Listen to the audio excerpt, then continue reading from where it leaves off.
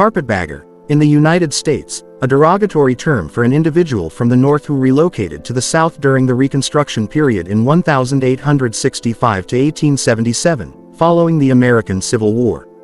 The term was applied to Northern politicians and financial adventurers whom Southerners accused of coming to the South to use the newly enfranchised freedmen as a means of obtaining office or profit.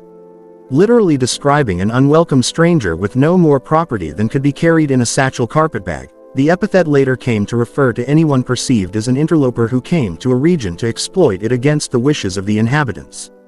After the Civil War, the South was badly in need of investment capital, and a large influx of Northerners sought economic opportunity there. For them the South was a kind of new frontier and a land of opportunity. Most of them were ex-soldiers, but others had not served in the military.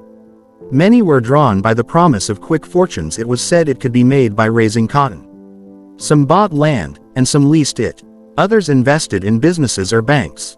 Initially, these Northern migrants were South by white Southerners as the dregs of Northern society preying upon the misfortune of the defeated South.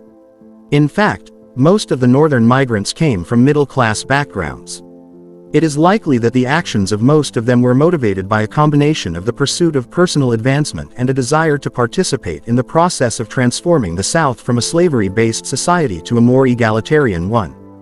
To that end, they became natural allies of the freedmen. Engagement in Republican politics was an outgrowth of that pursuit.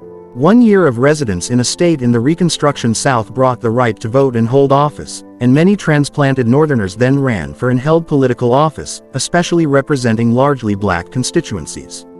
As the Reconstruction era progressed, antipathy for these carpetbaggers swelled and intensified among white Southerners, who increasingly saw them as interlopers who failed to understand the relationship between blacks and whites in the region.